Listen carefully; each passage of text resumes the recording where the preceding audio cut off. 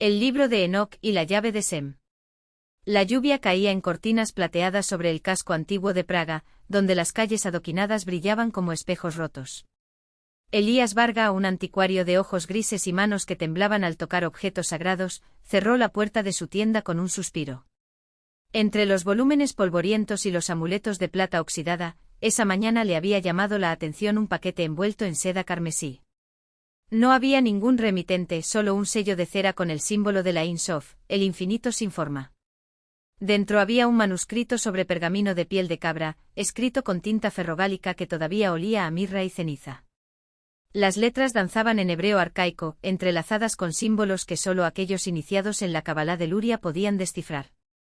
En la parte superior, una inscripción en latín: quien invoque el nombre con la sangre de la alianza abrirá los portales de Vina.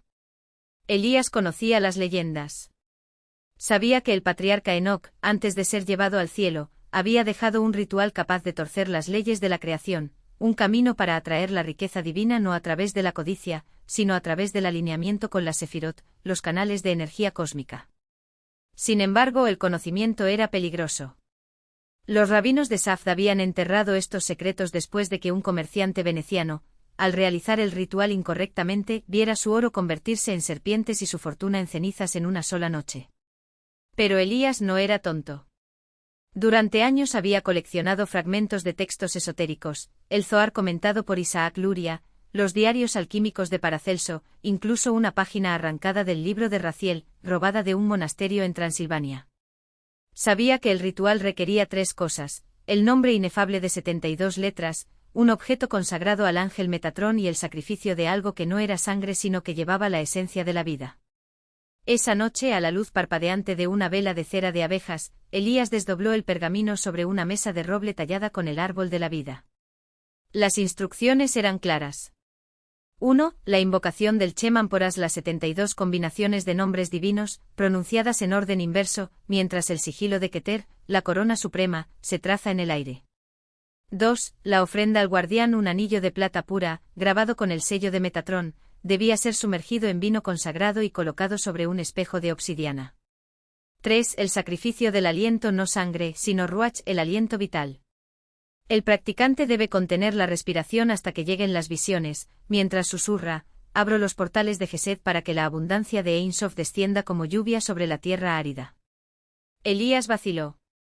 Conocía los riesgos, el culipot, el caparazón de la impureza, podía aferrarse a quienes buscaban el poder sin pureza de intención. Pero su tienda estaba al borde de la quiebra y las deudas lo asfixiaban como un sudario. Si los justos pueden doblegar la voluntad divina, ¿por qué yo no?, pensó. A medianoche, cuando el reloj de la iglesia de San Nicolás dio las 12, empezó.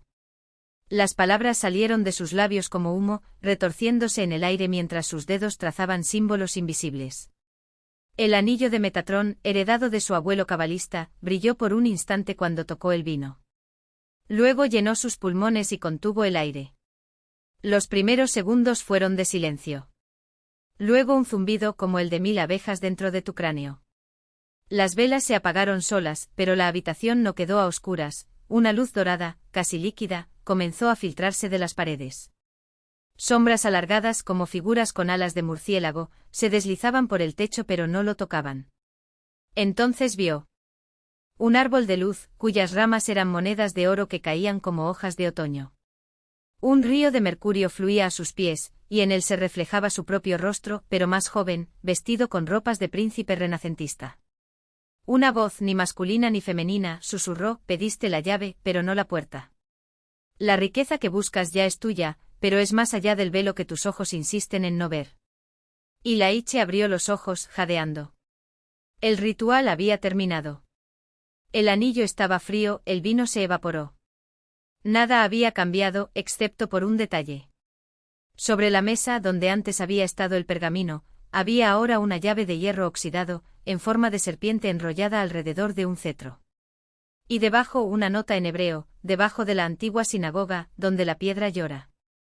3 noches después, Elías excavó bajo el suelo de tierra apisonada de un sótano olvidado, seguido únicamente por la luz de una linterna. Sus dedos encontraron una piedra suelta y cuando la quitó, reveló un cofre de plomo sellado con el mismo símbolo que el Ein Sof.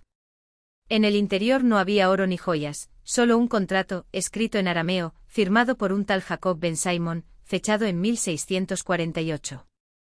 El documento describía la propiedad de una mina de plata en las montañas de Bohemia, escondida detrás de una cascada cuyo nombre significaba Puerta de los Ángeles. Pero había una cláusula: la riqueza solo fluirá hacia aquel que entienda que la verdadera abundancia no es tener, sino ser el canal. Elías sonrió. Finalmente entendió. El ritual no tenía que ver con la codicia, sino con el alineamiento. La llave no abrió una caja fuerte, sino una percepción. La mina existía, sí, pero solo revelaría su tesoro a aquellos que, como Enoc, caminaban entre los mundos sin apego. A la mañana siguiente vendió la tienda, pagó sus deudas y se dirigió a las montañas con solo la llave, un hacha y un pergamino en blanco. Algunos dicen que nunca más se le volvió a ver. Otros juran que en las noches de luna llena, se ve una figura encapuchada junto a la cascada, escribiendo algo en la roca con una vara de oro. Y si prestas atención al viento, es posible que escuches un susurro en hebreo antiguo. La riqueza divina no se abre sola. Te recuerda. El camino sin huellas. Las montañas recibieron a Elías con un silencio que no era ausencia, sino espera. Cada paso sobre las piedras húmedas parecía resonar no en el aire sino dentro de él, como si el suelo respondiera a una pregunta que aún no había formulado.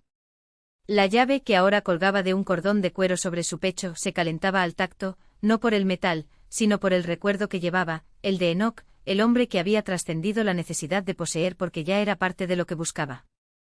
Al tercer día, Elías encontró la entrada. No era una cueva ostentosa, ni un portal brillante, sino una estrecha grieta entre dos rocas cubiertas de musgo, tan discreta que el viento parecía doblarse para no revelarla. Dudó. No por miedo, sino porque reconoció allí la primera prueba, la puerta que solo se abre cuando estás dispuesto a no forzarla. Respiró hondo y entró. En el interior, la oscuridad no era ciega, sino viva. Pequeñas luces danzaban como luciérnagas atrapadas en el tiempo, iluminando paredes cubiertas de símbolos que no estaban grabados sino entretejidos en la piedra, como si la montaña misma respirara historias. En el centro de la cámara, un lago negro reflejaba no el techo, sino un cielo estrellado que no existía allí. Y flotando sobre el agua, la mina. No era oro. No era plata. Era una sustancia que no brillaba, sino que absorbía la luz, el sonido e incluso los pensamientos de quienes la miraban. Y Laiche extendió la mano, pero la llave en su pecho ardía como brasas. Dio un paso atrás y se dio cuenta, no era para tocar. Estaba por saberse. El que toma, pierde. El que da, recuerda, susurró una voz que no era una voz, sino el eco de todas las voces que alguna vez habían estado allí. Enoc. Otros antes que él. Y ahora, Elías. Sacó el pergamino en blanco del bolsillo y con el hacha se cortó la palma. No por dolor, sino por símbolo. Dejó caer 3 gotas de sangre en el lago. Las aguas brillaron y los símbolos en las paredes comenzaron a girar, reorganizándose como un rompecabezas divino. Entonces la niña habló. No en palabras. En sensaciones. Elías vio no con sus ojos, sino con algo más profundo, corrientes de abundancia que fluían no hacia los bolsillos, sino hacia las manos que plantaban, hacia las bocas que cantaban, hacia los corazones que daban sin esperar nada a cambio. ¿Entendiste? Que lo mío no era un lugar, sino un estado, el momento en que el deseo de tener se disuelve en el acto de ser. La llave no abrió las cajas fuertes, ciclos abiertos. Cuando salió de la cueva, el sol ya había salido, pero no sentía hambre. No sentí nada más que una tranquila certeza. La grieta había desaparecido detrás de él, sellada como si nunca hubiera existido. En los años siguientes Elías no se hizo rico. O mejor dicho, se hizo rico de una manera que los hombres no podían medir. Aparecía en los pueblos cuando fallaba la cosecha y enseñaba a los campesinos cómo hacer que la tierra rindiera sin agotarla. Llegó a ciudades donde acechaba la peste y dejó hierbas y palabras que calmaban la fiebre. No curó, no salvó, simplemente recordó a la gente como ser canales, no propietarios. Y con cada lugar que dejaba atrás, algo pequeño y dorado se encontraba en el lugar donde había dormido. Una semilla que brotaba en oro líquido, una piedra que se disolvía en agua potable, un espejo que reflejaba no el rostro, sino el propósito de quien miraba. Hasta que una noche regresó a la cascada donde empezó todo. La luna llena plateaba las aguas y allí estaba la figura encapuchada que describían los rumores. Pero él no era un extraño. Era él mismo. O mejor dicho, era lo que podría haber sido si hubiera forzado la puerta, si se hubiera quedado con la mina. El otro Ilaiche sonrió con tristeza, extendiendo una mano llena de polvo dorado que fluía entre sus dedos como arena. Elegiste bien, dijo la sombra. Tenía todo y no tenía nada. Elías no respondió.